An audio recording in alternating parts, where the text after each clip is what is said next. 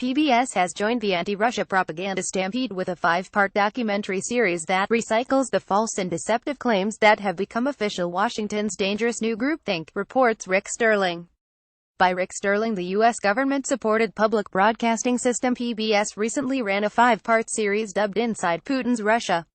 With a different theme each night, it purports to give a realistic look at Russia today. The image conveyed is of a Russia that is undemocratic with widespread state repression, violence and propaganda. Following are significant distortions and falsehoods in the 5-part documentary. Some of the estimated 12 million Russians who took part in Immortal Regiment parades across the country over 3 days in May 2016. RT Photo Episode 1: How Putin Redefined What It Means to Be Russian. In this episode, the documentary claims that Russian identity is based on projection of power. In reality, projection of power characterizes the U.S. much more than Russia. For the past 2 centuries, the United States has expanded across the continent and globe. The last century is documented in the book Overthrow: American Century of Regime Change from Hawaii to Iraq. The U.S. currently has nearly 800 foreign military bases in over 70 countries.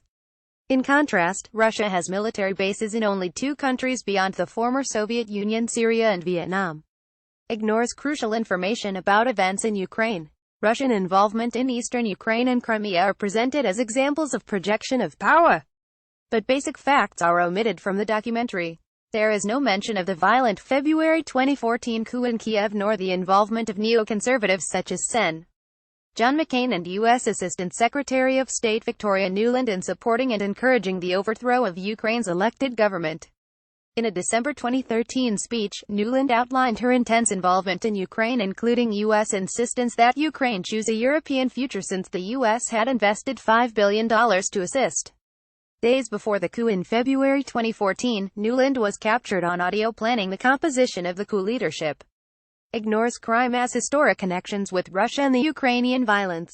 The documentary says, in 2014 in Crimea, Russia helped install separatist leaders who rushed through a referendum that led to Crimea's annexation. This gives the misleading impression the decision was Russian, not Crimean. Even the New York Times report on March 16, 2014, acknowledged that the outcome, in a region that shares a language and centuries of history with Russia, was a foregone conclusion even before exit polls showed more than 93% of voter favoring secession. Nazi symbols on helmets worn by members of Ukraine's Azov battalion. As filmed by a Norwegian film crew and shown on German TV, the documentary fails to mention the fear of violence after Crimean travelers to Kiev were beaten and killed by Ukrainian hyper-nationalists. One of the first decisions of the Kiev coup government was to declare that Russian would no longer be an official language. A good overview including video interviews with Crimeans is in this video, contrasting sharply with the implications of the PBS documentary. Trivializes Russian opposition to NATO expansion. The documentary suggests Russians feel humiliated by NATO expanding to their borders. This distorts a serious military concern into a subjective, emotional issue. In 2002, the U.S. unilaterally withdrew from the Anti-Ballistic Missile Treaty and started construction of missile defense systems which could be used in tandem with a nuclear first strike. In recent years, NATO troops and missiles have been installed at Russia's borders. Imagine the response if Russian troops and missiles were